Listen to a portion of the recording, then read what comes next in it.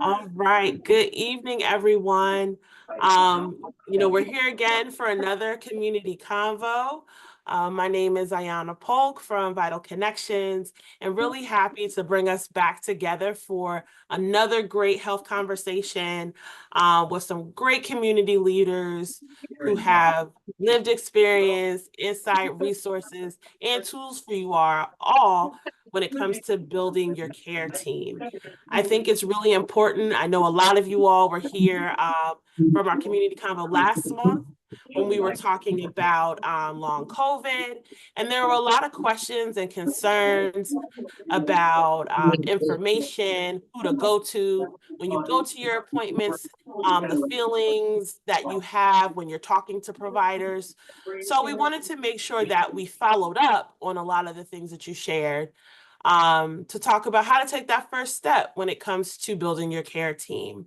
So tonight we have got two great speakers from two organizations that we've worked closely with over time to make sure that we're building medical trust here in Boston, and not just for us to start trusting our care providers more, but teaching our care providers how to work with the community. So it is a two-way street. So these conversations are not only here to empower you, but to better inform our healthcare system as a whole. So before we get into our conversation for tonight, we always love to share some base information to make sure that you all we're all starting on the same playing field. Whether you're a pro or just coming in here with questions, we want to make sure that everyone understands what it looks like to build a care team, what is medical trust. So that way, as we talk to our two guests this evening, we can all have a really well-rounded discussion. So for us to start, I'm going to make sure that one, before we get into that, I kind of did it, but just wanted to share a bit of an agenda for tonight. Of course, I'm giving the intro now. We're going to talk about some shared language around community trust, community wellness. Then we're going to get into our discussion. Then we're going to have Q&A. And of course, this is a space where we could all talk, ask questions, and get to know things better.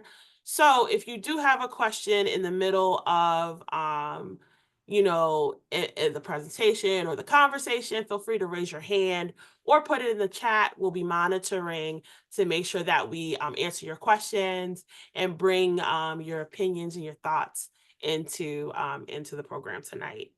So without further ado, I'm going to pass the virtual mic off to our new health equity scholar who's going to be working with us this year on our community convos. I know last year you've seen a lot of Marky and I was always shouting him out.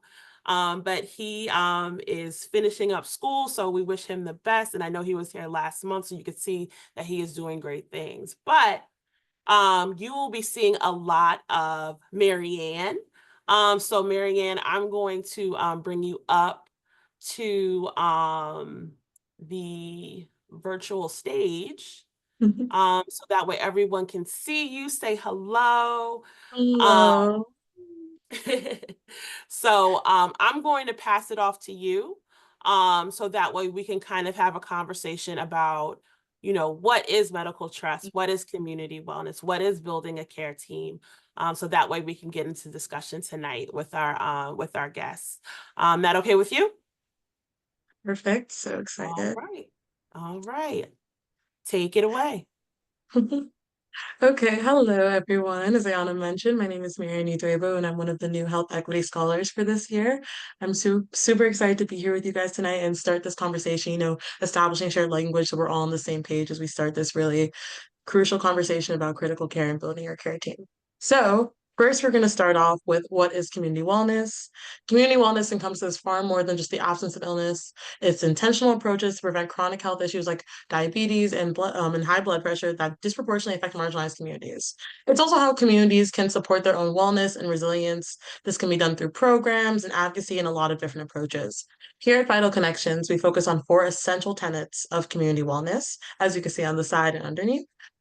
First, nutrition and healthy food access. A balanced diet serves as the cornerstone for individual health and providing essential nutrients crucial for physical well-being and mental clarity. Safe movement and physical exercise. This includes all of your everyday activities, from morning walks to dance, yoga, gardening, team sports, solo endeavors. This approach not only promotes physical health, but also enhances mental and emotional well-being, fostering joy and fulfillment and all these other great things that keep you healthy. And then effective stress management. We all know life can be very, very stressful, and stress management as a tenant recognizes the profound impact of mental and emotional well-being on the collective health of community. And for today, as the title suggests, we're going to be focusing on clinical care. So we're going to dive a bit more into what clinical care is specifically.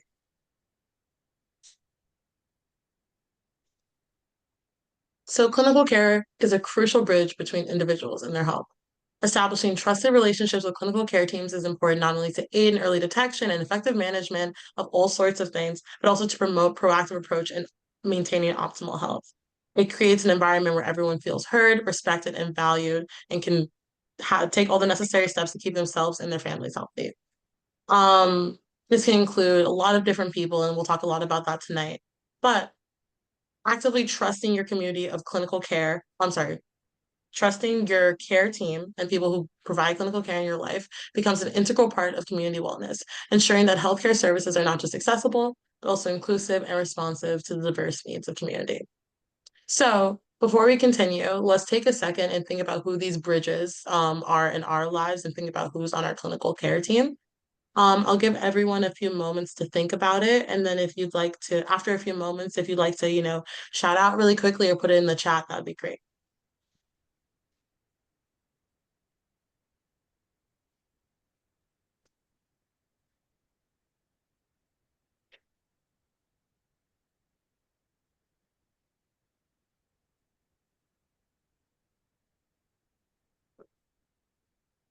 Hmm.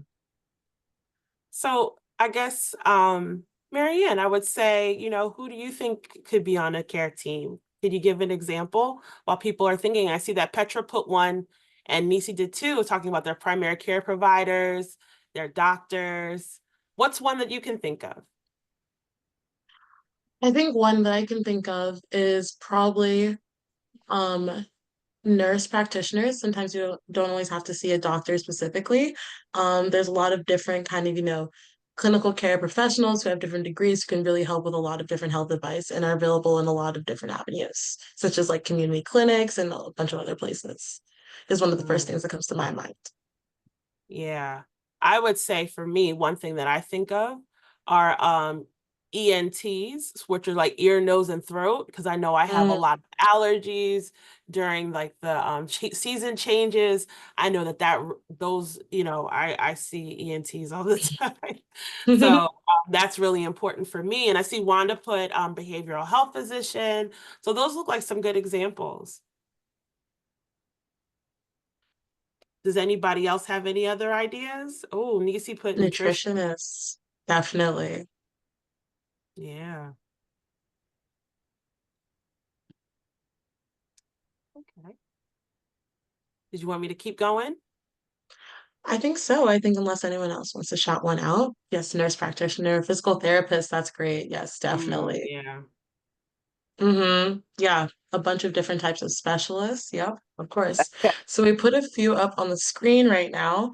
A lot of examples, a lot of things you guys already pointed out. I think it can be very What interesting because about some of these are things. what about I'm sorry to interrupt you. What about a mental health therapist? Would that Yes, be that's psychiatrist. considered? Oh, so, or yeah, that and or a psychiatrist as well, yeah. Because Mhm. psychiatrists they just prescribe your medication and stuff. A therapist you can talk about the counselor you can talk about your like emotions and Mhm. Definitely, yeah.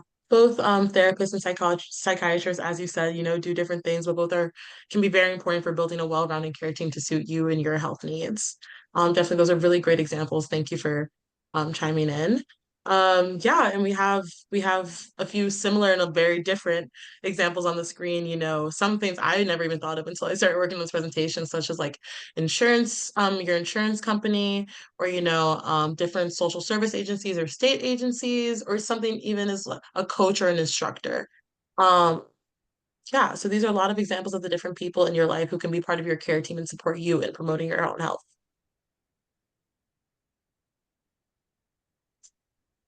Thank you.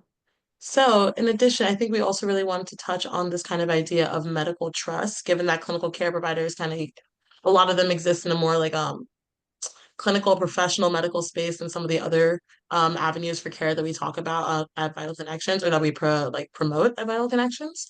Um, so medical trust is the confidence that patients have in healthcare systems to deliver quality care. It's based on the belief that medical professionals act in the best interest of patients, provide accurate information, and maintain confidentiality. This kind of trust is crucial because we need open communication and encouragement for patients to provide the vital information that, doctors, nurses, specialists, and all the different people on your care team, even insurance providers, and all these people, we need to be able to trust them to provide the information that we need to share to promote our own health plans and adhere to treatment plans and do all of that crucial planning. And a strong foundation of trust can lead to a better health outcomes for patients. But we know that that's easier said than done, and that there is a deep history of medical racism and exploitation in our communities. And patients of color often experience mistrust of medical professionals and clinical care providers. This leads to some patients being more hesitant to seek care or follow medical advice, ultimately compromising their health or well-being. So if everyone wants to take, a second to reflect on kind of an experience or clinical care experience that was either like a great example of like forming positive medical trust, or even a example that they'd like to share of how medical trust has been like a difficult thing to exercise in their lives. If everyone wants to take a second, and we can hear one or two people's responses if they'd like to share. But I'll give everyone a moment to reflect first.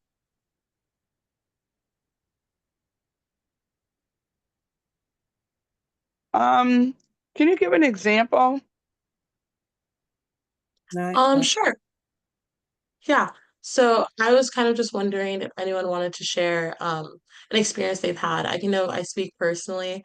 Um, I've experienced a lot of different visits with doctors where I felt like my concerns weren't really being heard, that I was being very easily dismissed because of one being kind of a young woman, a student sometimes kind of dismisses their um their willingness to like respect my opinion or the things I'm telling them as a patient, but I know myself best.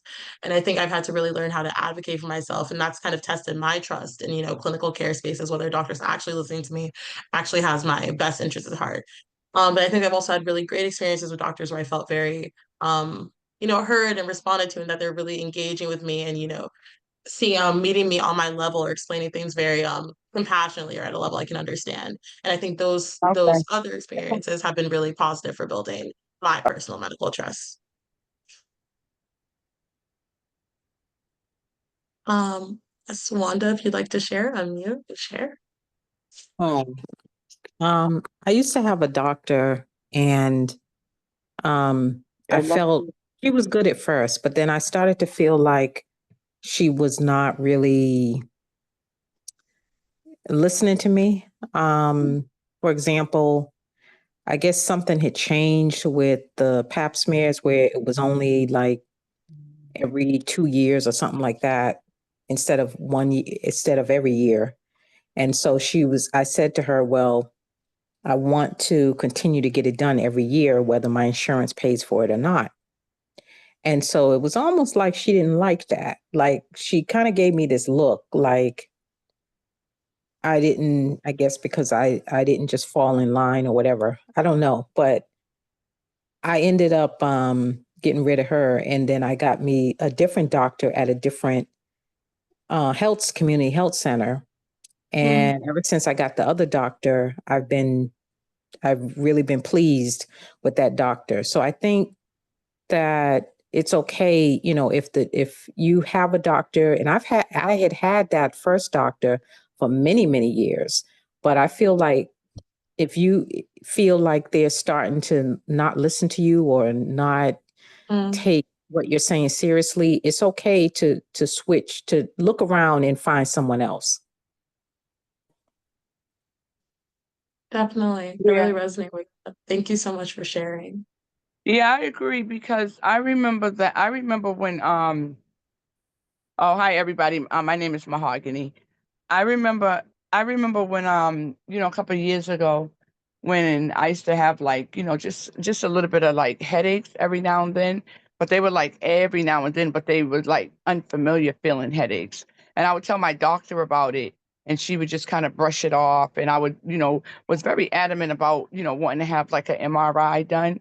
But, for some reason that was like the last thing that she kept wanting me to do was get an MRI. So I just remember like me kind of advocating for myself really strongly and getting and with me getting that MRI done, if it can, I found out that I had a brain tumor, which was non-cancerous, and it turned into like a 9-hour surgery. It's in like a 5 day, a 4 day stay in the hospital. But hadn't I been adamant because it wasn't nothing like it was like bothering me. And even up until this day, through that surgery, I lost the vision in my left eye. But I'm glad that I did, was speaking up for myself and didn't just let it stop there at what the doctor said. You know what I mean? Because I would have never knew I had a brain tumor and, it could have really turned way more serious than what it was. Yeah. I mean, it was serious, but it could have did way more damage than what it did besides just my vision in my left eye. So yeah, I feel like it's really important. I feel like it's really important to follow your heart when you're feeling something's wrong with your body and you really strongly feel that way, even if it's just a ache in your knee, whatever the pain is. Sometimes we look at things like it's a small thing or, oh, it's only my back. But you never know because that pain could be stemming from, who knows, something serious like cancer or something serious like you just never, ever, ever know. But the doctor might say, oh, you just need to do stretches, exercise. But if it really feel like a really bad, unfamiliar pain, you literally might need x-rays or to get to the root of that. But the doctor will just kind of, brush it off in a whole nother kind of way. And maybe they may not mean to, but that's why we have to pay more attention to ourselves and not let them be the dictators of our health and have the last say. Wow, what an experience. No, definitely. I really want to echo everything you're saying about trusting yourself and making sure you're advocating for yourself as a patient, even when sometimes it seems like care providers aren't listening or responsive. Yeah, Thank you so much for sharing. Yes. you're welcome. Yeah, I feel like that definitely tees up the conversation that we're going to have tonight. So, Marianne, thank you so much for opening us up because I know I'm really excited and curious to talk and ask questions to get to know our guests tonight. So, Marianne, thank you. Thank you for setting the stage for tonight. Of course. Thank you.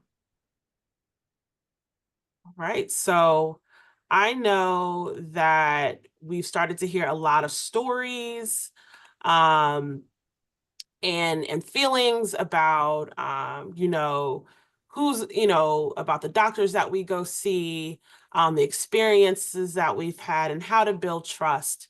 I think I know for me, I've even thought about my health journey. I know I've had some great doctors, I've had some not so great doctors, right?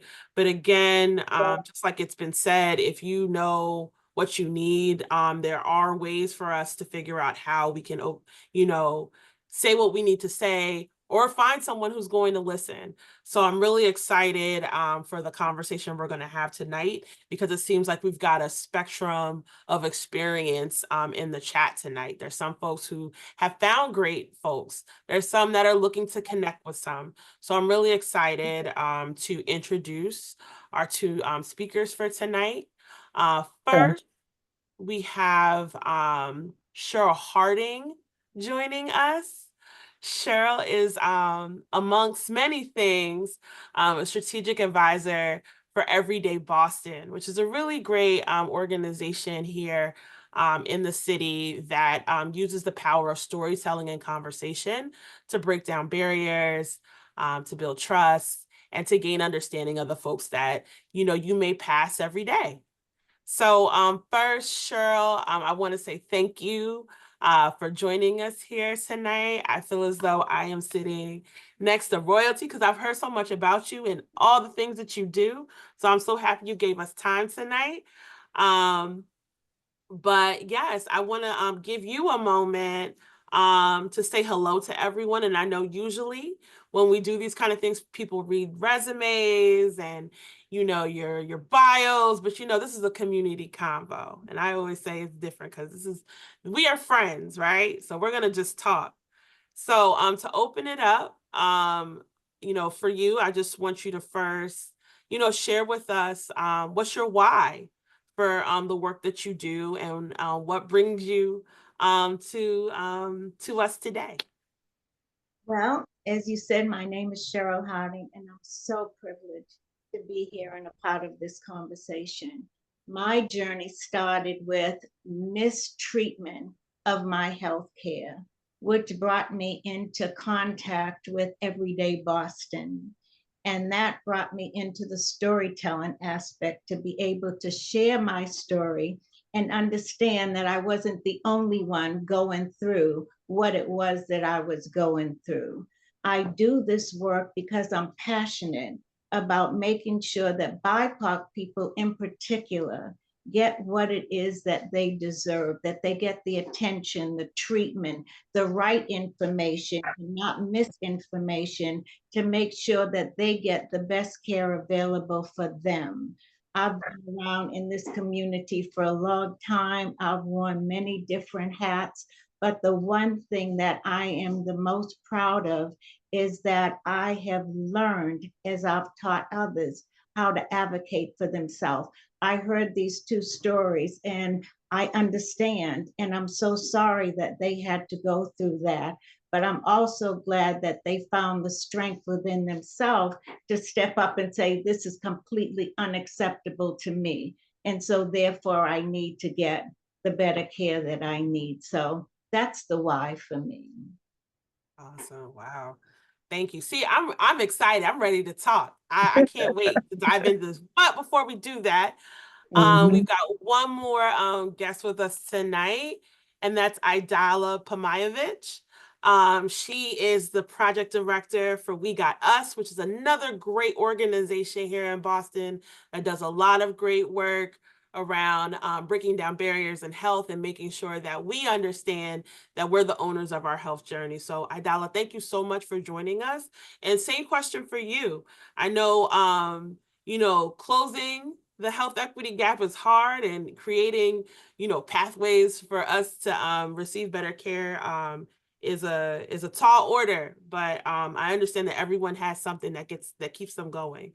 So I would love to know your why and a little bit about you and what brings you here tonight. Hi everyone, thank you, Ayana.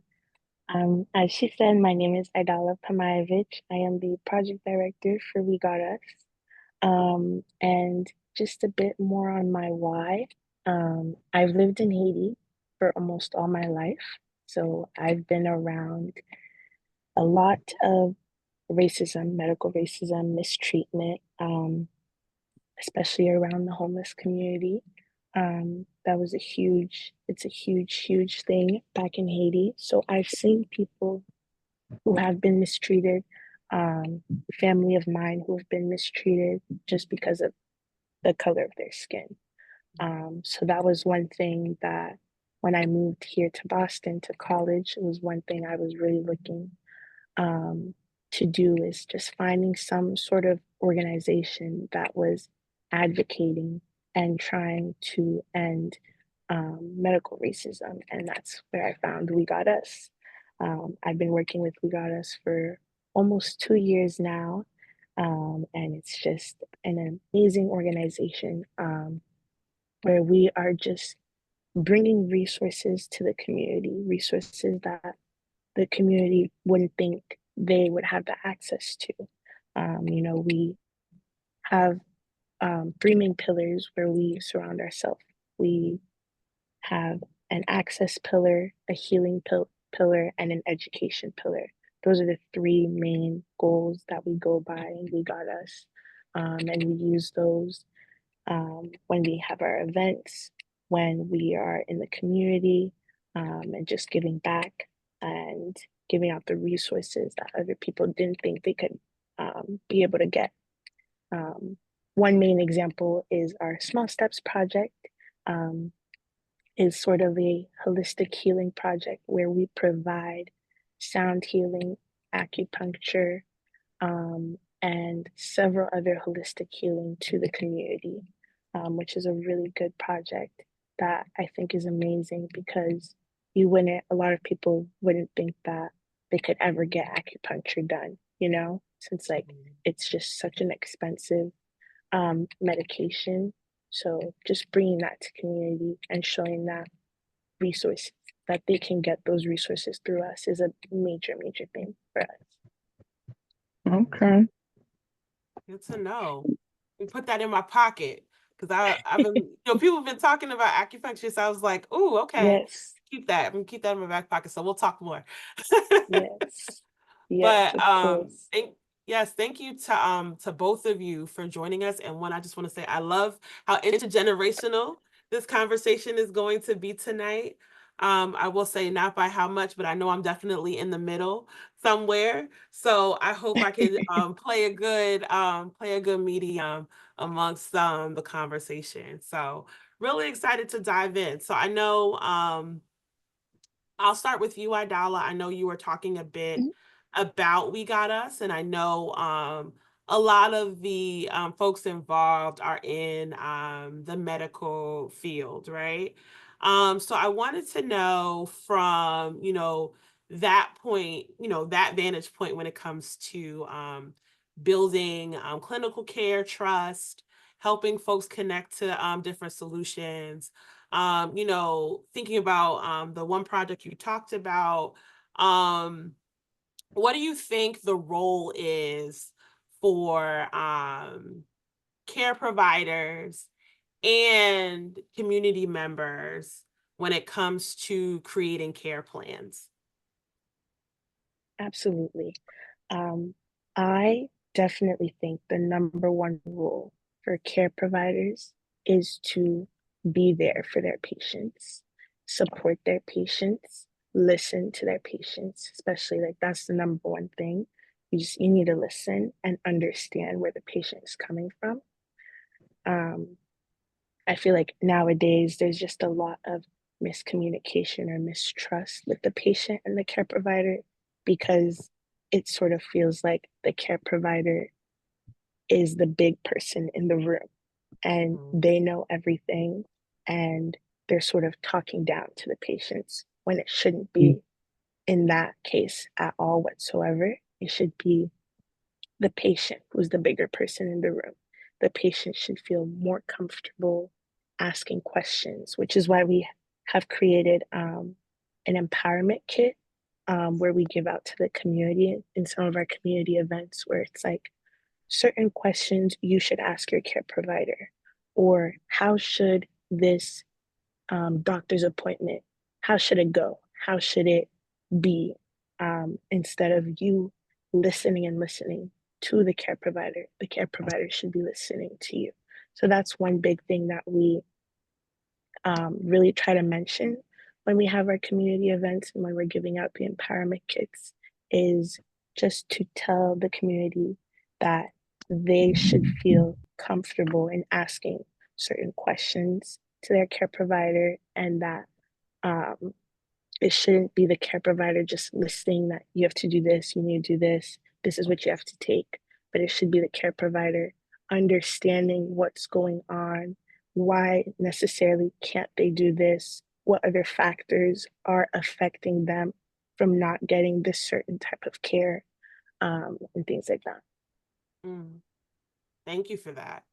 And even with looking at those conversations, I know a lot of times folks are looking outside of the doctor's office to find other solutions. Because I know in the slide deck that we had before, and we showed all the people that could be in your care team, you know, I did see us, right? We're in the middle, but you know, there's also like friends, family, and other people that might be coming with us to our visits, right? We know some folks maybe bring, you know, their children, or might bring their parents, depending on, you know, where you are in life, to make sure that you're getting support. I know a lot of folks bring family members to either help talk about, you know, talk about some of the paperwork, the insurance, or even just to translate, right?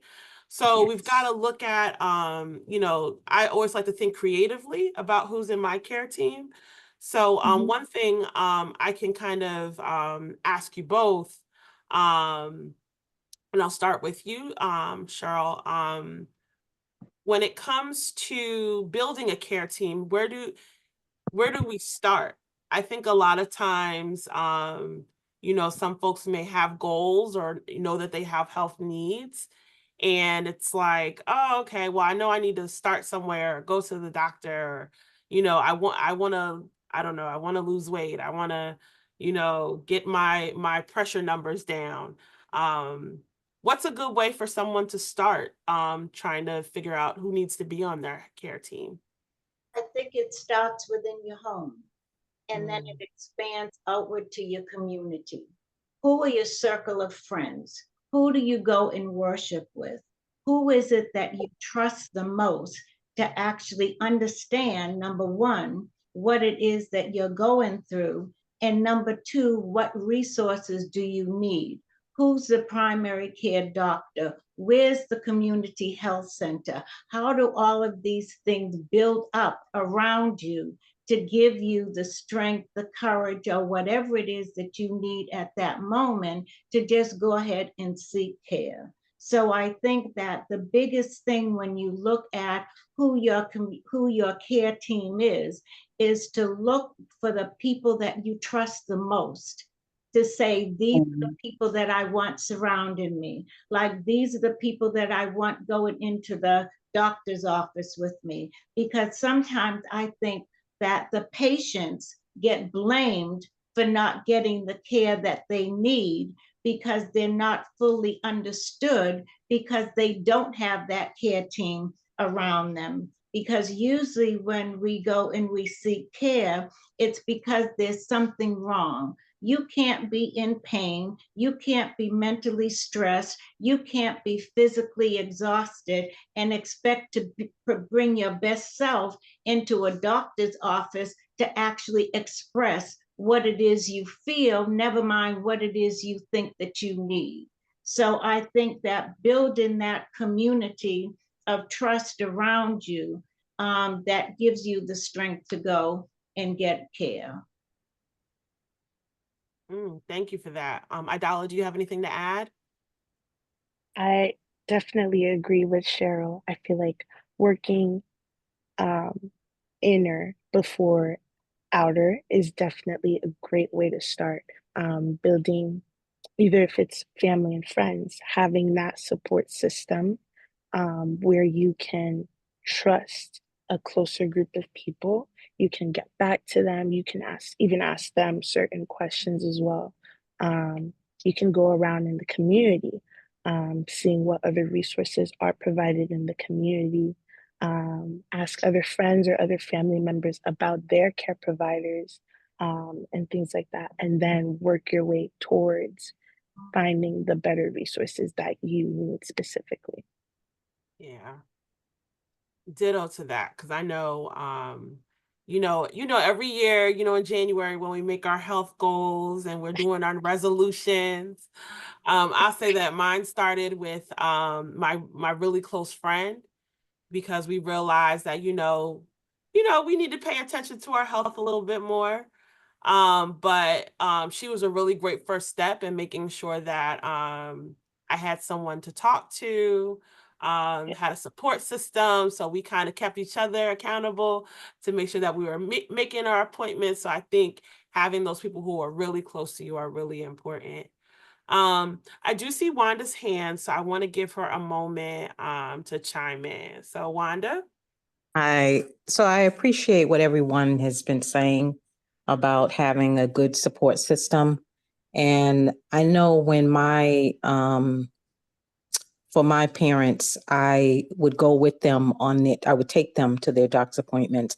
But before that, I would talk with them about their concerns before we even leave the house. I would just talk to them about their concerns, health concerns, questions that they may have, and I would write those things down so that when we would get to the doctor, if they forgot, I could chime in and say, remember, you had a question about such and such. And so I think whoever you choose as a support system, you want them to understand your concerns and everything too, so that if you forget something because of just, I don't know, nerves or nervousness or whatever, when you get to the doctor, they can speak up in your behalf.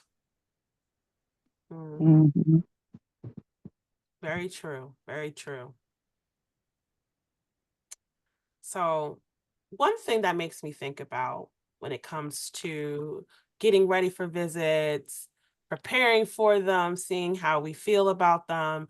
I think one thing, I know, Aïdala, you brought up the empowerment kit. And of course, everyone, you know us, we always love to share things out. So wanted to know, could you explain a little bit about the empowerment kit, what's inside of it, and how can folks use it for when they're preparing for visits? Yes, of course. So the empowerment kit is simply just a piece of paper, and it lists step by step, and a appointment, a simple appointment with your care provider. So the first part goes like the checkups that the care provider is doing and how comfortable you should be throughout the process. Yes, this is exactly it right here. So yes, the purpose of your appointment, why are you going to see the care provider?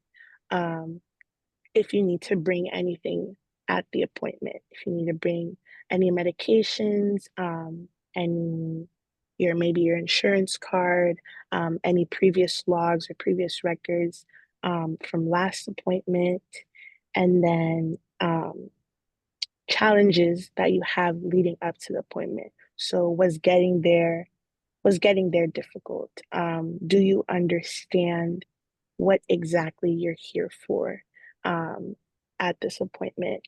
Can you or are you able to afford medication? Are you able to afford food, healthy food, especially? Do you have access to internet or for telehealth visits or televisits?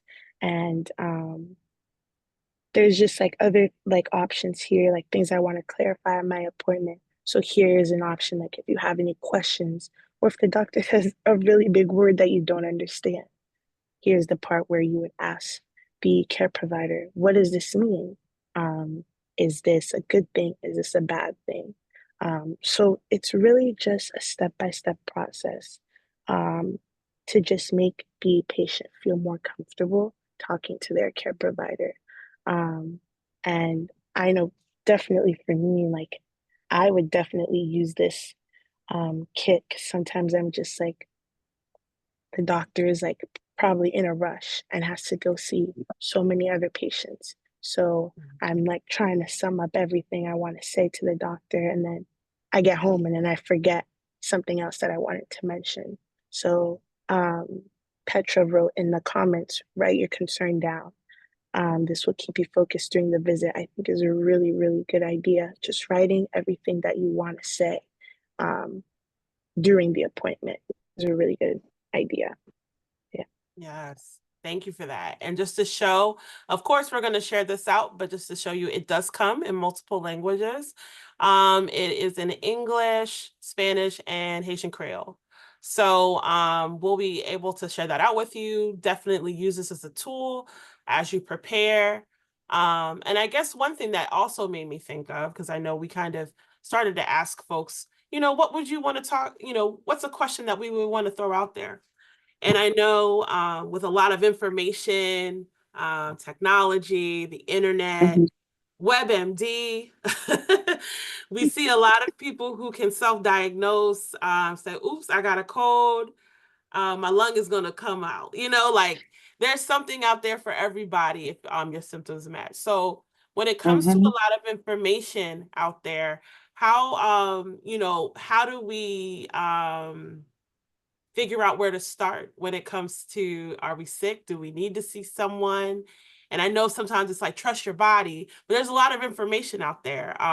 So a lot of folks are either looking for care and alternative pathways, or just kind of looking on social media or wherever they can find the information. So, wanted to put that out there in like the sea of things that are coming at us. How can we really take a look at them and see if they should be a part of our care plan when we look for our care team?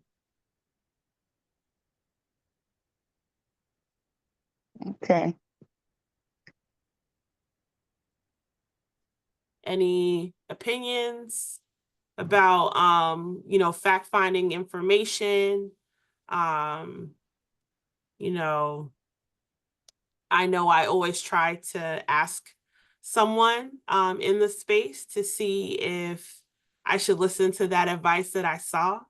I know, there's a lot of new medications out there. There are a lot of new things that folks are asking questions about. So I know for me, I always love to write them down. So again, this tool will be really a great way to, have it fresh in your mind when you're seeing someone. But then also just thinking like, with commercials and everything else, what are ways that you kind of take that information and see if you should apply it for yourself?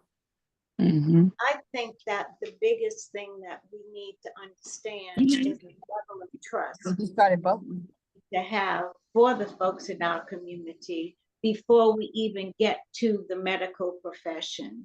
And I know that that's one thing that Everyday Boston is centered on, and it's the shared humanity. But how we go about building that bridge of trust is a different story altogether. Because especially when you look at people of color in different communities, and to make sure that their language is where they understand it. I love the fact that We Got Us has all of this information in different languages, but they also have to be culturally sensitive so that the way that something is being approached is the way that somebody can accept it. And even right down when it comes to how we tell our story and how our stories are listened to, that builds those bridges of trust that allows us to even talk about it within our own communities before we get it to the medical profession.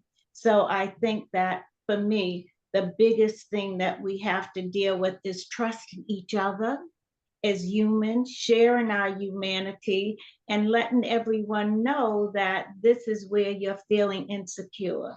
This is where you need the support at.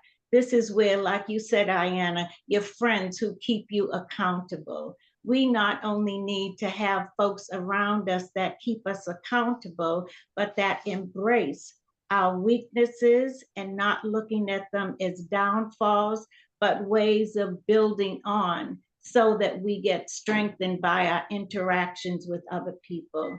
And that's why I think that the Storytelling Medical Mistrust Project for Everyday Boston is so critical right now, because it's actually bringing curiosity and connection together with community and with the medical providers, so that if we do nothing else, we strengthen our skills to actually connect with each other in a human way. For me, I think that at this stage of my life, humanity is the thing that's lost the most, because if we can't share humanity, I'm certainly not going to trust you to give me any kind of medical advice. And if I can't trust that you're working in my best interest, then I'm not going to have anything to do with you. But then that puts me at a disadvantage because I may not be getting the care that I need. I may not be living my best healthy life emotionally, physically, or spiritually. So I think that in order to get everything that we need as we go along building the trust, we really have to bring everybody in before we even get to the medical doctors with the questions that we have. It's about trust and accountability. And for people of color, it starts within our community. You know, back in the day when we wanted to learn something, when we wanted to hear something, whether it was good or bad, we went to church. And the church, the minister was the one that said, okay, this is what you're looking at. This is how we're going to deal at it. And how do we come together to do this? That may have been off track, but no, but amen to that.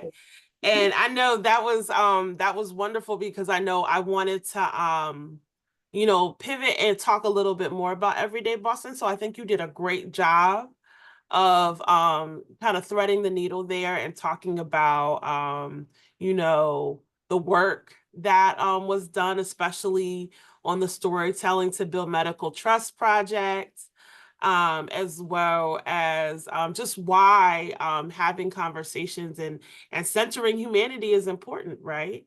Because I know a lot of times when we talk about medical mistrust or medical racism, a lot of that comes from spaces that there's a lack of humanity in the way that we look at each other. So I think I appreciate you bringing that into this space. So thank you.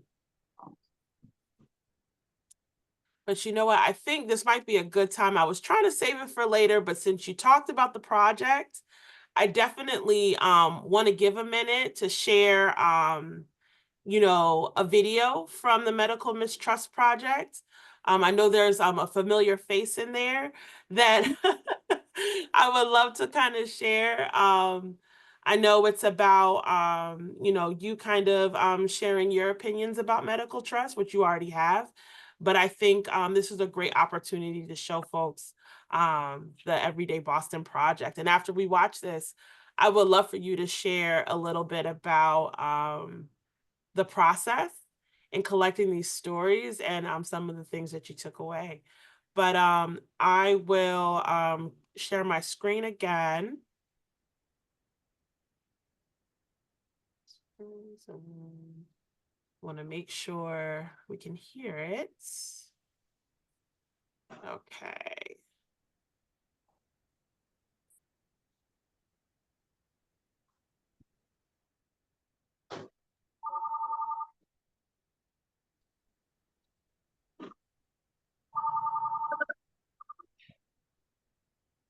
I've never done anything like that. Who would think that you fire doctors?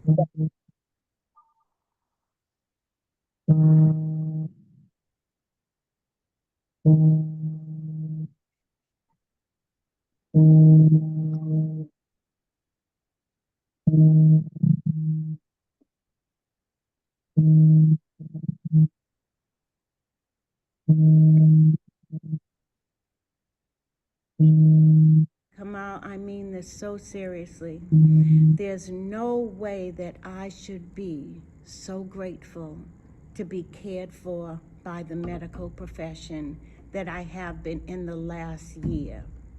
All those years before, it was like, I keep going, and I'm begging you people, just help me. Keep me out of the emergency room. For the 2 years, it seemed like every other month I was in somebody's emergency room with the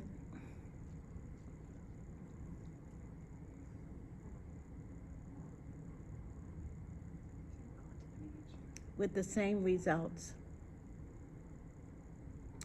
We're trying to find out what's wrong and make sure you keep the follow-up appointment with your primary care doctor. It was so difficult for me that when I left the hospital that I was at before, I wrote these doctors a letter telling them why I was leaving, telling them that I thought that their care was inadequate, that they suffered greatly from a sense of humanity, and that they just did not serve me well. And that, I've never done anything like that. Who would think that you fire doctors, and certainly not in writing? What people do is they just don't go back to that doctor, and they find it was that important for me, for them to know why I was leaving, because they hadn't taken care of me. Not even just good care, they just didn't take care of me. And that hurt me because it made me look at society as a whole. It made me look at being a Black woman who always thought of myself as being so strong. And those people crushed my spirit because they made me feel like I was less than. And that hurt because I couldn't figure it out, because I knew that I deserved better. So I need hospitals and doctors to know that everyone deserves the same treatment. And I'm not just talking about adequate treatment. I'm talking about treatment that's going to treat the whole person and not just with a prescription. I can't tell you how much money I've spent in co-pays on prescriptions and the stuff didn't even work. That's the bottom line to it. You know why it didn't work? Because they were checking the boxes off, and they really weren't trying to find out, in my opinion, what they were treating with me.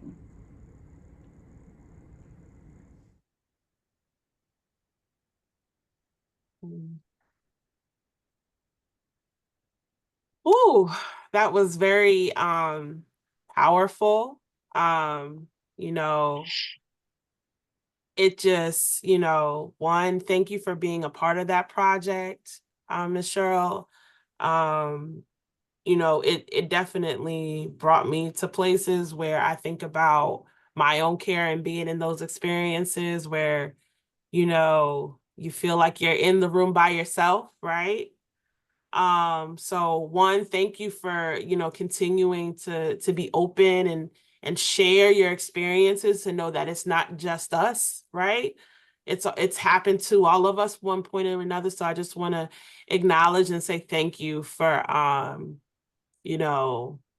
one, being a part of that project, but continuing to show up and advocate for us all. So one, I just want to give space and do that, and say that. But wait, I just need to tell you, this was the first time that I've watched that video. I hadn't seen that before. Oh, wow. This is really, thank you. Thank you. Because I just haven't, what really stood out at me is that I have on the same sweater now, and that was done a year ago that I have on right now. So thank you. Oh, that's so nice. Wow. I had seen that. Yeah. And that kind of feeling stays with me today. But you know what? I don't want anyone else to feel that way. Yes. It's so important for what it is that I do, to make sure that if there's any way through a story that can be shared, through a look at a way that you build trust within community that extends out. I don't ever want anybody to feel like I felt when I was going through that. And thank God that from actually changing, firing all of those doctors, that hospital, and finding the care and the providers that I needed at BMC, it was like it saved my life. It literally saved my life. Those doctors were looking and had been in that system for so long that they just got used to me. They weren't treating me, they were looking at me as a billable hour and just check what we do with this old Black woman who comes in here and said, this was I couldn't breathe. I physically couldn't breathe to the point where I was carried into emergency rooms where they had to see me because I couldn't breathe. But going through this repeatedly, time after time, it's like, come on, doesn't anybody care? That's why I'm so grateful for Everyday Boston and the vehicle that allows people like me to tell their stories so that everyone understands that you're not going through this alone. There are people that care. There are people even in the medical profession that want to take care of you. They just don't know how to because they don't know you as people. They see you as a patient. They see you as somebody that's coming to them because you need them, but not understanding that they need you. Because if you don't come to them, then they can't practice medicine. And keep in mind, that's what medicine is, a practice. It's a science. There's nothing hard and fast. That's why people have to look at each other as humans to see what's beyond the physical, what's beyond somebody's culture, that they need the strength. And I keep using the word strength because that's all we as people of color, I'll speak for myself, as a woman of color, if I didn't have that inner strength, that generations of people before me had given me the right to say, this is unacceptable to me. No, this isn't the way I want to be treated. No, this is not the way that you'll treat me. Then I would be somewhere right now, probably sick in a hospital, in somebody's nursing home by now, because of the fact that nobody listened, because nobody was looking at me as a human and not this elderly Black woman who always says she can't breathe. Thank you. Thank you for that. Oh, I got chills. But I know that I've seen some things in the chat. But Brenda, you have your hand up, so I want to make sure that you have a moment to speak. Okay. First of all, I want to thank you, Miss Cheryl, for sharing with us. And I know exactly where you're coming from. I have been going back and forth to the hospitals ever since I was 17 months old. I have polio, and there's just, so many times when I go now as an adult, the doctors are like, oh, we haven't seen a person with polio in years. Well, that's not my problem. I'm here to get some treatment or to get, I have bad migraines sometimes. I have backaches that kill me. And I even have right now, I guess it's a long COVID cough that, they say I have from COVID. I had COVID in July and I'm still coughing like I'm crazy. And they're so quick to say, oh, this is what you have, take this, or this is what you have, do this, and they'll do it without even looking you in your face. They're at their computer or writing something down. And what I do is I do take with me a list of my questions, and I ask all the questions. A lot of times they are trying to rush out, and I just tell them, like, this is my time. I'm not interested in your next patient. You're with me right now. This is who you are seeing, or sometimes what they'll tell you is make an appointment that's longer than 20 minutes. 20 minutes, that's a shame, but thank you very much for sharing with us. You're quite welcome. Oh, yeah. I mean, as you can see, there's a lot of folks who have similar experiences. And again, I think back to what you were saying, Ms. Cheryl, about the power of storytelling and bringing folks together. I definitely feel it in this virtual room tonight. A lot of people see themselves in your experience. So I thank you for for sharing and encouraging us to keep going.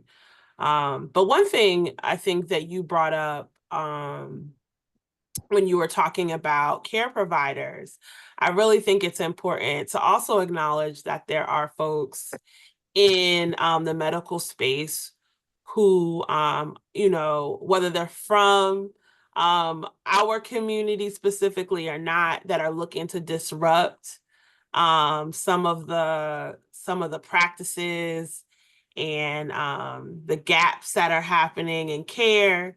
So one, I know that here at Vital Connections, we work with a lot of great clinicians, folks in the healthcare system that continuously work with us to make sure that we're getting into community and kind of undoing some of these practices that have not supported the community, that we're all a part of, right? I think everyone, one way or the other, due to either by zip code, by gender, or, race, we've been, put in a category one way or another when it comes to care. But I know that there are folks with lived experiences. I know we reached out to some clinicians, but unfortunately they had to be, on rotation tonight. But just wanted to lift up that there's a lot of great people that are trying to do the work as well, right, from the inside. So I think it's also about finding ways to support great medical professionals. And I know with We Got Us, there's a lot of folks in your leadership team that are medical professionals that are doing that great work. So Aïdala, I wanted to kind of shift over to you for a minute, just to kind of give us a little bit of hope. Because I know it can be rough talking about this stuff, but I know with these conversations of talking about what pains us, I also want us to heal, right? In more ways than one. So, Aïdala, I would really love for you to kind of go into, give us a look into medical professionals that are looking to build trust with community, especially those in the medical space that are people of color or come from backgrounds that that also have received limited care. And what are some of the sentiments that you're seeing around you in your space when it comes to building trust with patients? Definitely. I think the We Got Us team, we're all student led. We're all choosing a career path towards medicine. So that's a huge and number one thing for us, is just completely changing it overall, how care providers are interacting with their patients. So I think it's a great thing that we are, number one, we're students right now because we're learning what the issue is. We're practicing with We Got Us how to change it and how to advocate. And then in our future, when we do become either doctors or lawyers or work in healthcare administration, we are able to apply what we learned in We Got Us, and just change the healthcare system in some way, shape, or form for the better. I think for me, I am very touched by what you said, Cheryl. I know that, not me personally, but I know my mother has dealt with some extreme situations with care providers, especially when she was giving birth to me. There was a lot of complications, and they blamed it on her and her body, basically. But that wasn't the case at all. So I definitely see where you are coming from, and you truly are a fighter. And I'm just so honored that I'm here with you, speaking to everyone here right now. And I just think that's like the number one thing that We Got Us is truly trying to reach out, is just basically showing people that there is a solution, there is a way that this can be handled. Right now, it's honestly just certain care providers don't have the right education, are not empathetic, and are just thinking about the money instead of actually thinking about what their patients are really here for. So I think that's the number one thing that we gotta strive and that we continue to keep doing is just showing that we have resources and that the community can come to us before looking for care providers. We also had a telehealth project a couple months ago, but it fell through because our coordinator left us. But we provided phones around Nubian Square.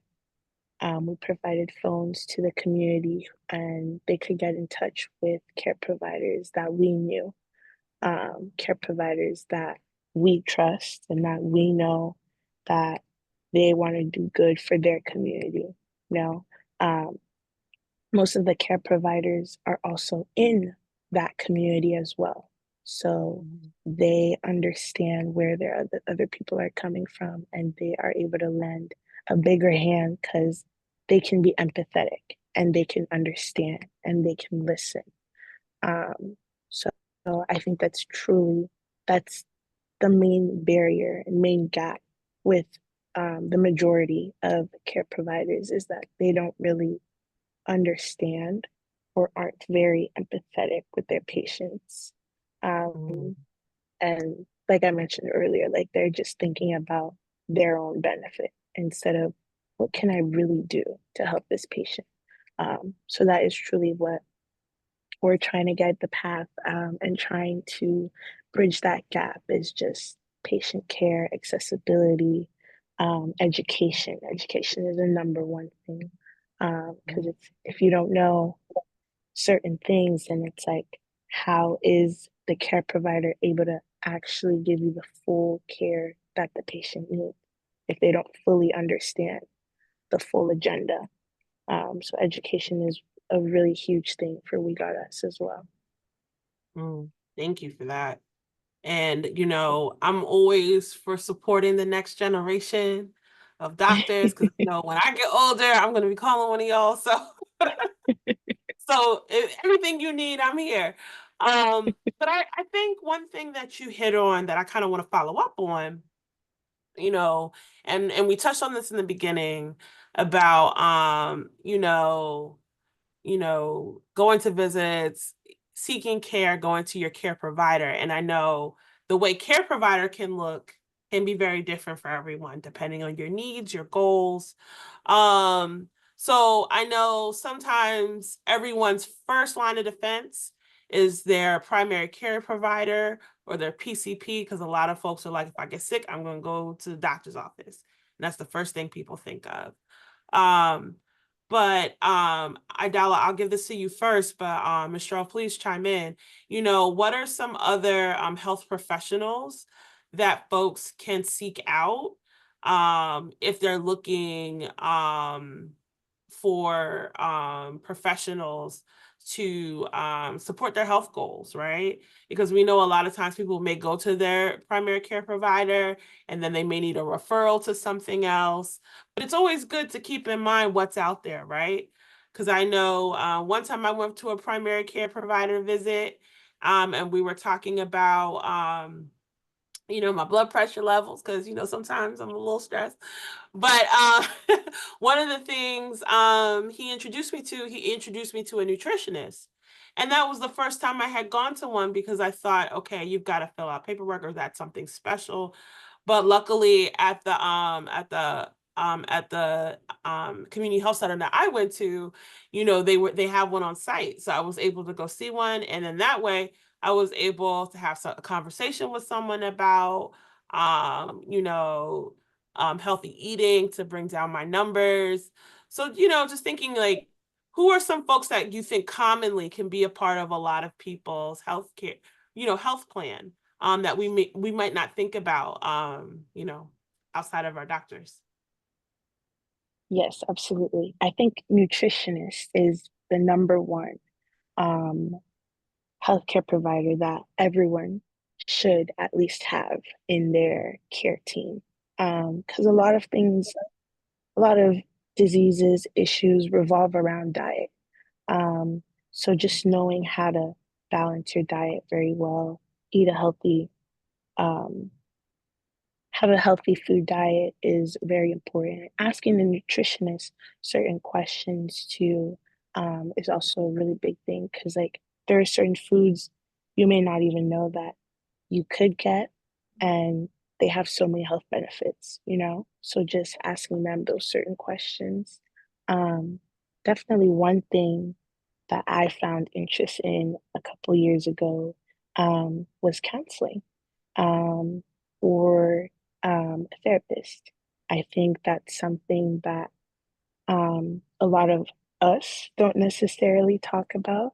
I know when I was younger in my family, like mental health is not really considered a very huge issue just because, you know, like we have like tough skin and like we don't need to talk to people about what we're going through and stuff like that. So during my college years, that was one big thing that I actually found beneficial. Um, Physical trainer, yes, I think is also a very good one. Thank you, Wanda. Um, yeah, so I would say nutritionist, a counselor, therapist, physical therapist, um, around that range, a nurse, even. Some people think that, oh, a doctor, like they probably have all the answers, but it's nurses are just amazing. Um, some even know more than doctors do because they're actually there doing all the groundwork. Um, so yeah, I would say those are really, really important ones. Cheryl, did you have any others in mind? I think that community health centers hold all of the resources, right down to before you even get to a nutritionist, they can tell you where you can access food at. And I think that when, by the time we, people of color, get to a nutritionist, it's because the way that we haven't controlled our diets, because of the lack of food access, because of the food deserts that seem to appear along with the McDonald's and the Popeyes. And I love Popeyes in full disclosure, but you know, we need to know where to be able to access healthy foods so that we don't end up with the diabetes, the high blood pressure, which a lot of it contains things that we need, but we also have to look, like you were saying, at our mental health. Because, see, in our communities, mental health issues are really no big deal because we all got issues. But we need to have those issues identified and dealt with. And we also need to know where we go to get the help that's culturally competent so that we understand and they understand what our needs are, what our culture calls for, what it doesn't, so that like when we go, I'm from the West Indies, my parents and grandparents, and when I go to a doctor, I don't talk to a doctor unless my son, who is in Orlando, Florida, is on the phone, because I need to have somebody understand, number one, what resources are available to me and how I access them. So I think that community health centers hold a wealth of resources, information that is easily understandable, and things that we can have equal access to. Yes, definitely. So I think one thing I want to kind of bring up in this space is, okay, we've got, you know, a care team. Let's say that we've got a primary care provider, we've got a counselor or a therapist, we've got, you know, we've got a nurse practitioner on the team that we might see more often than the doctor, a nutritionist, we've got the people, right? But how can we make sure that as we check in with all these people that are looking to take care of us, how do we make sure that we're maintaining these relationships? Because I know sometimes we go to one appointment, get the information we need, and then sometimes we may or may not go back, or we get the information and because we might not trust it, or because we didn't really gel well with whoever we saw, we may not it may hold us back from wanting to do more for our health journey. So just wanted to kind of give space to talk, or get your insight on what you should do when you hit kind of like a bump in the road or a hurdle with building or maintaining those relationships with your providers.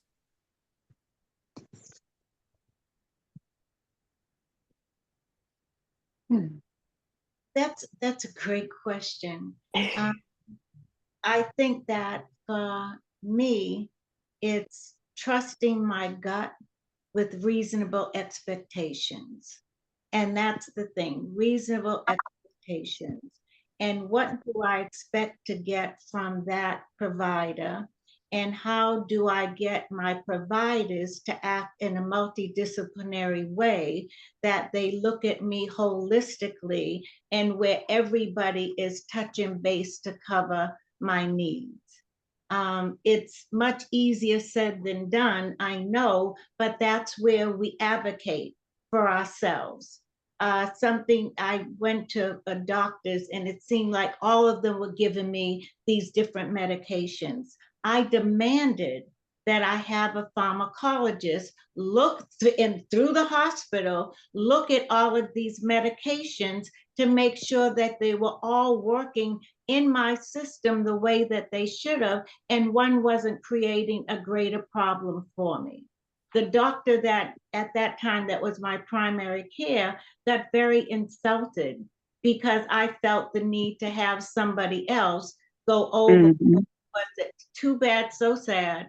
I know that I was being overwhelmed by medication and it wasn't all making me feel good. So I think that once you can get people to work in conjunction with you and your healthcare providers, then that's going to bring a better outcome for you.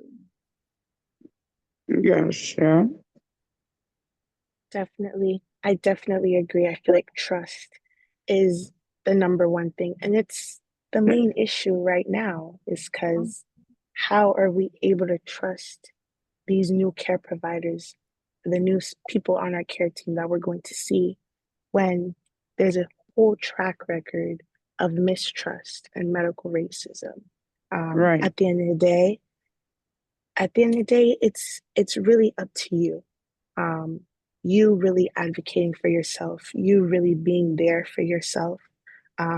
Like we said earlier, having that close-knit support system, a family of friends that are there for you, and just advocating for yourself, just being there for you is the number one thing. Because right now, we all see it, that there are a lot of care providers that just are not in the right headspace and won't necessarily actually care for their patients.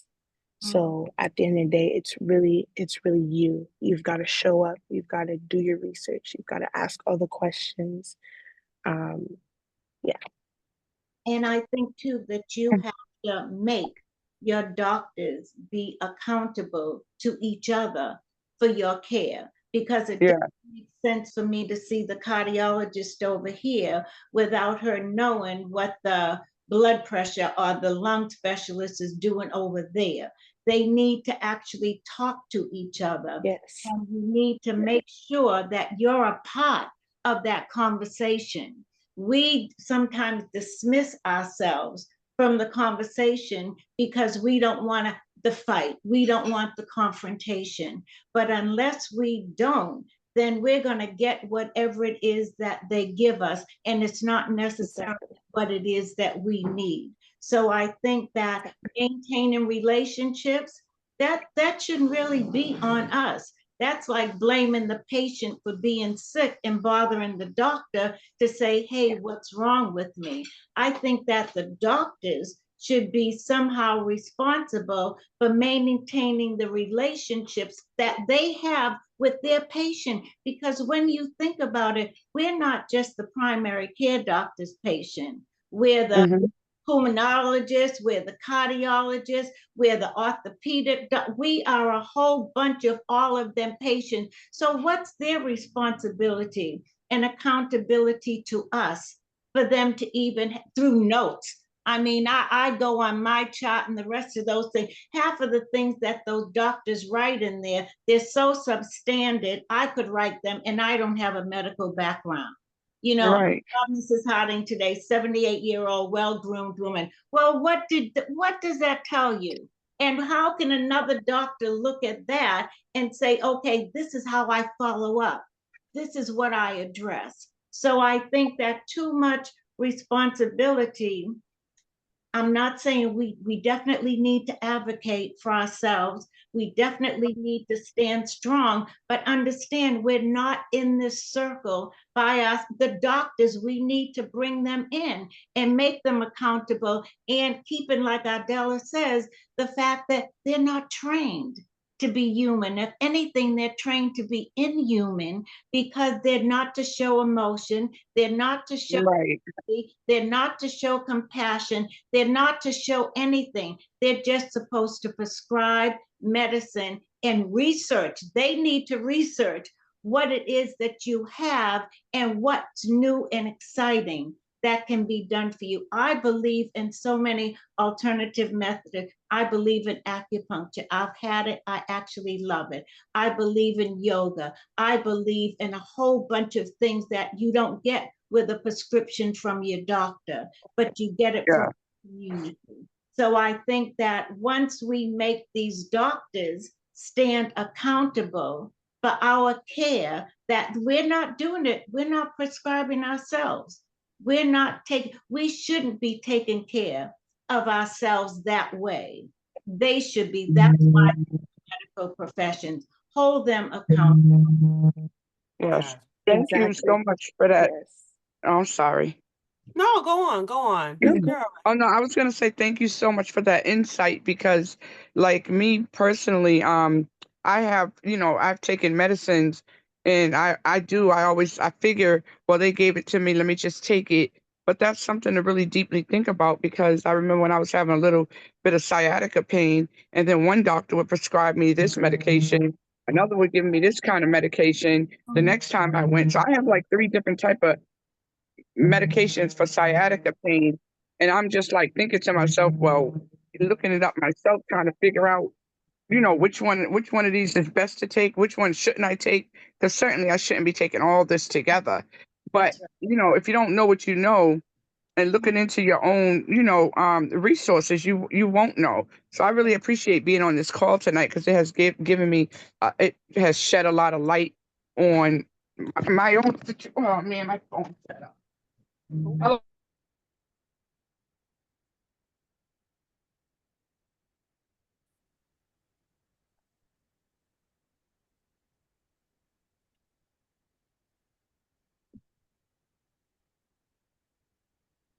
We'll give him honey a second to get to her phone.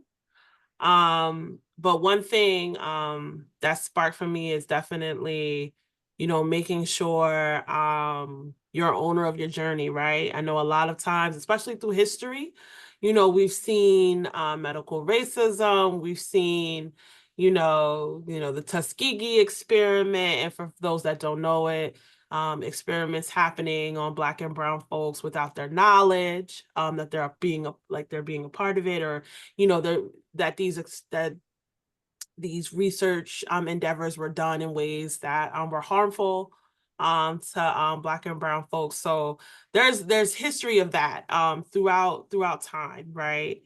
But I love the fact that we're starting from a place of power, right? To make sure that,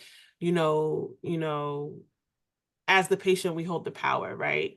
But it's also about us finding folks that we can work with, that want to see us healthy, that want to communicate, that want to,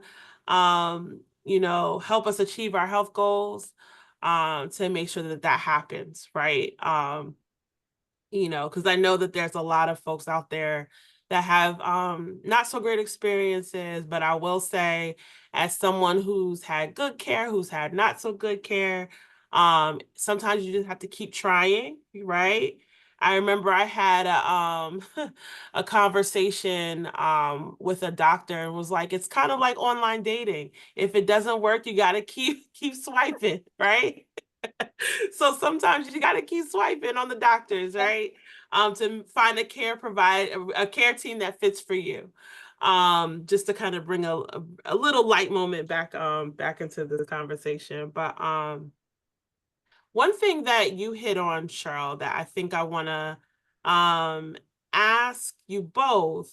I know you were talking about acupuncture, yoga, and I know Aïdala brought it up earlier because I still have it written down. But before we kind of really like open it up for questions, just to kind of help us think about some opportunities to, you know, achieve our health goals, maybe outside of the doctor's office or outside of like prescribed solutions. Do you have any recommendations for people that we should consider on our care team that may not be you know, doctors or medical professionals that in the way that we might think of it? I know I can give an example. I've recently found a fitness instructor that I'll be working with to make sure that I check in, stay active, and get to my health goals. So that's one example, but wanted to also open up because I know there's yoga, there's acupuncture, like you said, but some folks may be curious or not know about them.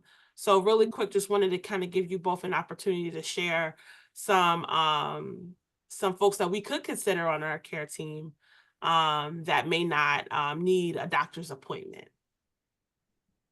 Well, I found a great acupuncturist at BMC. Her name is Emily. And not only was she great with her art of what she was doing to release all of the tension, the pain, and everything else, she was a very spiritual person that actually understood that everything began within you and it came from within you, out of you. And so that was so comforting because when I went to her, I was really apprehensive about you poking these little needles all over my body. But the more she talked to me and explained to me what acupuncture was all about, the fact that it wasn't Western medicine, that sometimes you had a hard time putting your head and your mind around what it is the benefits could be, the more I relax. And I'm telling you, she kept me out of a orthopedic doctor's office for at least a year. For at least a year, just through the acupuncture. Meditation is another thing that I've found, and you can go online and get all kind of meditation sessions, and they really do. Once you can focus and stay into a space where you don't let all the noise in your head come around you. And I think that's what happens. We get so bogged down with the noise around us that sometimes we don't hear or feel or anything. We just blend into the noise. So I think that that's another great thing that we can do. And the other thing is a physical therapist. I mean, they just work wonders, and you do need a doctor's prescription to go to them, but sometimes they beat taking medication or anything else just with the exercises that they give you. My battery's running low. Just by the exercises that they give you. So. Definitely. I just want to touch upon what Cheryl said about meditation, holistic healing in general. I feel like that's something that I never really thought of as helping my body, but once I was able to understand what it is, do a bit of research, it does wonders to your body. Like Cheryl was saying, it works within you and then out comes the better results. Whether that be yoga, meditation, whether that be sound healing, is very, it's a very mindful and respective aspect towards meditation. Another thing is Reiki, which our Small Steps project also offers, is something that I tried at for the first time a couple months ago and truly was like an amazing experience. And what else? I think it was yoga, sound healing, Reiki, acupuncture. There's also sound beads. I don't know if anyone has heard of those, but it's the little, it's like these beads that you put around your ear. And once you feel some sort of headache, you just like press on the little bead and it adds this pressure and sort of relieves the pain or the migraine that you're feeling in that area, which we also do provide. So yes. So yeah, I'll definitely be sharing information with everyone about the Small Steps program, so that way you could all get involved and try some things out. But I think this is a perfect time to open it up for questions and Q&A, because I know a lot of you have been putting things in the chat, and I want to make sure that I take a breath, but also give space for you all just to talk and ask questions. So I see Arlene already has her hand up. So Arlene, I'm going to hand it over to you. Hi, good evening, everyone. I normally go to acupuncturist in Chinatown, and normally I would get, the acupuncture, and also for weight loss, she had given me the beads. So I forget where you put it. I haven't done it in a while, but you have the bead to roll. I think it's on your earlobe and somewhere else that helps with continuous meditation, pain, also for weight loss. So I could vouch for the acupuncture. It's really good. It helped me a lot. Okay, so maybe we need to do a community convo at acupuncture. I feel like I want to do some research now. I know it's been on my list. So, thank you for that, Arlene. Does anyone else have any questions for our guests tonight, or anything you feel like sharing that might have come up while we were talking this evening? Yeah, Arlene, go ahead. Okay. Maybe it was my internet that was going in and out, but with all the resources that they were sharing with the yoga, the acupuncture, the Reiki, could we get that information? Could they share it? Is it allowed to share? Because I used to go all the way down to Chinatown. So if I can go to Boston Medical to get acupuncture, and that would be great. I do Cairo in Adams Village area, which is close enough for me. But the acupuncture, I would like to do it closer to home. Thank you. Okay, so I think Aïdala, I think you could probably take that. Because Yes. talking a little bit about the Small Steps project, I'm going to put the link in the chat. But I'll make sure that we Perfect. include that in our follow-up email. Awesome. Yes, so the Small Step Project, we have a specific director. Her name is Ina. She does amazing work with Small Steps. She works with Boston Community Center, where she provides these resources. So she would have acupuncture come out, she would have some sound healers there, she would have Reiki there. Last summer, we had a yoga session for community. So we just provide all these resources. I will have to check when the next event is. It should be on their website. If not, I would say best bet is to follow our Instagram, where we keep up to date with the events that we have going on. where you could also see like where these acupuncture sites will be taken, or yoga, sound healing, Reiki. They're usually all in the same area. So it's more accessible to everyone. But yeah, Thank you. Anyone else have any questions? Does anyone else have a good story or something they would like to share with the group?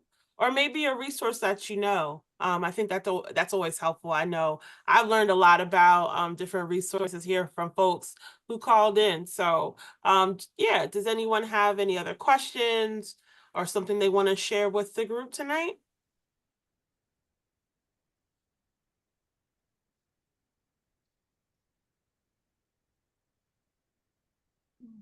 Okay, I see Jacqueline's hand. I just wanted to say thank you so much, Cheryl, for sharing that, because a lot of medication was, I'm just going to put it out there like that, the way that I'm feeling like to say it, shoved down my throat, you know, and then the doctors not communicating with each other. Everybody's prescribing something different. And all these different medications start making me have other problems with my stomach. Start feeling very upset. My stomach start feeling upset. I start having dizziness. And I think it was due to all different kind of medications being in my body and having different reactions. So I appreciate her sharing that story. So now I can go and talk to the doctors about it and let them know how I'm feeling about it. Because I never said anything. It's just certain things I just stopped taking because the way that I started feeling, it was horrible. It was a horrible experience. And I appreciate you, everybody on this Zoom call. And I'm glad I went on because it's stuff that I needed to hear. Thank you. That's all I wanted to say. Thank you so much, Cheryl. God bless you. Thank you. I'm glad you came. Me too. Thank you. Thank you, Jacqueline. And I think one thing you made me think about when it comes to, you know, when you're taking new medication or you're trying to track symptoms, it's really important in between visits to maybe write down how you're feeling after taking things, or you know, looking at you know, if you're trying to track moods, or I know a lot of menstruators do it for our cycles. So there's things that we always keep track of because, you know, we're told that it's more important or common to do so. But if you think something's off, you know, feel free to write it down, right? Because that way you can refer back to it. And I know that there's a lot of apps that you could use, and I know that there's questions about trust in different apps, but I know for some folks who keep their phone handy, I know I do. Right now, I don't know where my phone is, but I have a lot of reminders to make sure I'm taking breaks to walk. I track, how I'm feeling and things like that.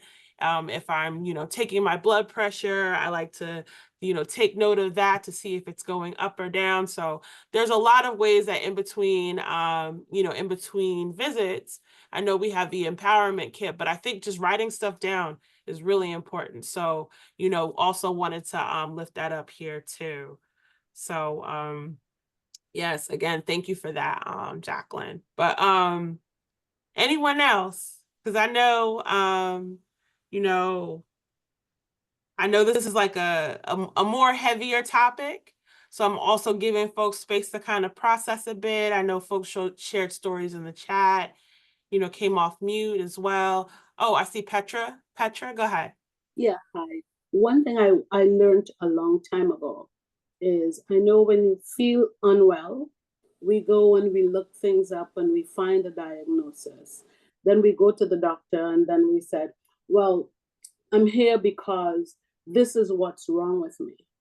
And you've just set that doctor up to treat that whatever diagnosis you think you have, and they don't go further to really find out what's going on with you, because you've put that in their head and that's all they can think of. So just don't do that. If you want to research, go right ahead and research, but don't tell the doctor, this is what I have. Let them tell you what you have. Stay off of WebMD, but also make sure that you do some research too to find out what your symptoms could be. And no, you don't have to tell the doctor what it is that you found, but I think that you should be able to communicate to him in a way where he understands what your body is experiencing. Nobody knows your body better than you do. So you have to listen to your body and then be able to tell the doctor not what you read, not what you heard, but what it is that you're actually feeling at the time that brought you there. Exactly.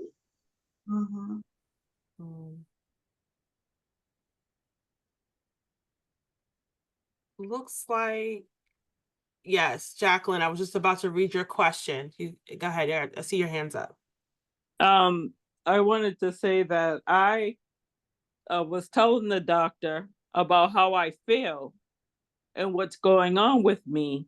And they said to me, you cannot prescribe what you feel because we're the doctor.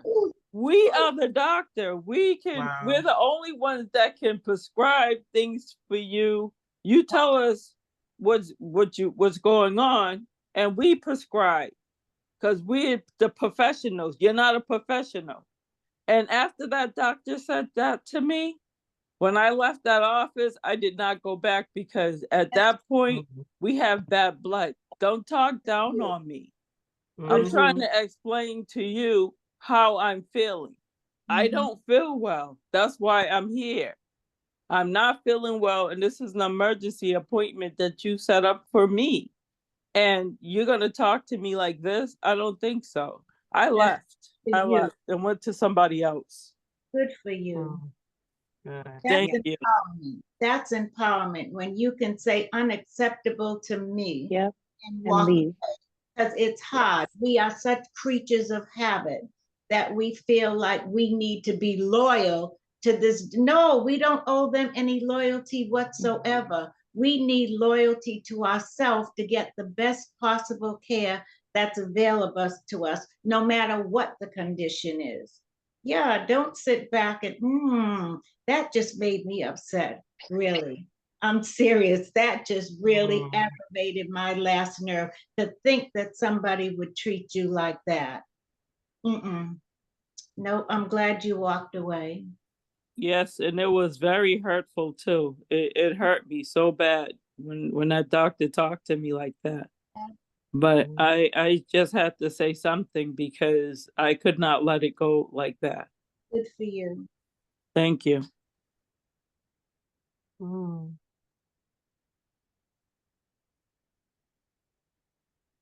So I know we got about 15 minutes, and I know I want to leave a moment to make sure that we have a minute for you all to kind of share our marching orders, because I'm always the kind of person I like to talk, but I like action too.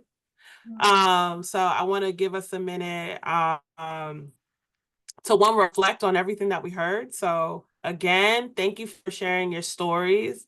Thank you for sharing strategies on how we can overcome this. And also let's just like call out the fact that we all have each other on this call as community members, as people who care, as people who want to see better for ourselves and for everyone else when it comes to our health and beyond. So I just want to thank everybody for contributing to tonight's conversation. But I want to make sure that, okay, I see 2 more hands. So what I'll do is I'll let you two give your comments or ask your questions, and then we'll start to close out for the evening, because I want to make sure I give Ms. Cheryl and Aïdala a moment to kind of give us our marching orders when it comes to building our care team. But Brenda, I'll let you go first. Okay, I just wanted to say, doctors also can be reported. There's a place that you can call or write. Writing is the best way to do it. But they are not above the law of health or whatever. They can be reported also. That's it. Yes, very much yes. I've had to do it too, so yes. And then Jacqueline, I'm going to give you the final hand for Q&A tonight. Or is that one still up from last time? Okay. Yeah, it's still up from the last time. I forgot to Okay. put it All down. right. Don't worry about But it. I just wanted to make sure. to say I appreciate everybody. Thank you. Yeah. Happy to be here. Happy to keep this space open. You know, I love our community convos because it's very rare to find a space that, one, we have a bunch of people who stay on the Zoom, because I know after pandemic, some people are Zoomed out, but that shows that you all want to be here, that you have questions, that you have a voice, and I want you to use it. So I'm happy that we were able to connect tonight. But as we close out, I wanted to give both of our guests here an opportunity to kind of share like a final thought. What are some, what are some things that we could do? I know we talked about strategies, but what are some things that we can do to inspire some of us to continue or start to build our care teams? I'll let Aïdala, I'll let you go first, and then Michelle, I'll let you close us out. Awesome. I definitely think, like working, and I think I'm still trying to build my care team. It's a process. It's gonna take a while. And it's not certain. Like not everyone's gonna have the same people on their care team. Some people need different professionals, different support systems on their care team. I know a big thing for me is my support system, my inner space, the people that I can go back to, and that'll always be there for me, you know. And like I mentioned earlier, like I'm really working right now with holistic healing and just trying to work and fix, I guess, the inner parts of me so that the outer parts of me are well. I think that's a big thing, doing yoga. Even if it's just like a quick little 15-minute video on YouTube, and I do it here in my dorm. Or if it's meditation, where I would listen to just like, again, a quick 15-minute audio of just mindful silence music, and I'm just in my room, just sitting. I've definitely tried, and I am trying to reconnect with God and just finding that as my comfort space, because it used to be a while back ago. So just trying to reel that back in is definitely, it's a process, but I'm definitely just trying to get back into it. And just go to church. We do have church here on our campus, so that's a really big thing for me. And my mom is just really happy that I am doing that whole process again. So that's really good. Mind, body, and soul. Yes, yes, definitely. I am still in the process of looking for a new primary care provider. I had to drop my last one because of some issues we had where she just wasn't really hearing me out in certain aspects where I have like severe menstrual pain. And she just kept on providing me birth control. But it's just not something that I wanted to continue doing, but she wasn't understanding. She would either say, oh, like you could always get on a different birth control. But it was like, I didn't want it at all. So I'm still in that process of trying to find a new care provider. Definitely physical trainer is a big thing.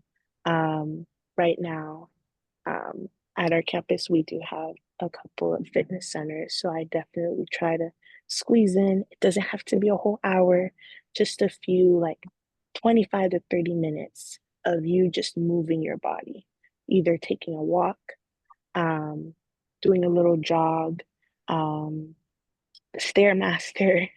It's a heavy, heavy machine, but does wonders. So just trying to squeeze in at least 30 minutes of just me moving my body is something that I really, really try to incorporate every day. What else? I would say nutritionist is a really big thing, but I haven't gotten to that yet. And definitely counseling. Therapy is a number one thing for me, and I'm definitely trying to spread that in my support system. Also, tell my mom that counseling is very important. Tell my little brother how therapy is really important because, it's something that we grew up not taking seriously.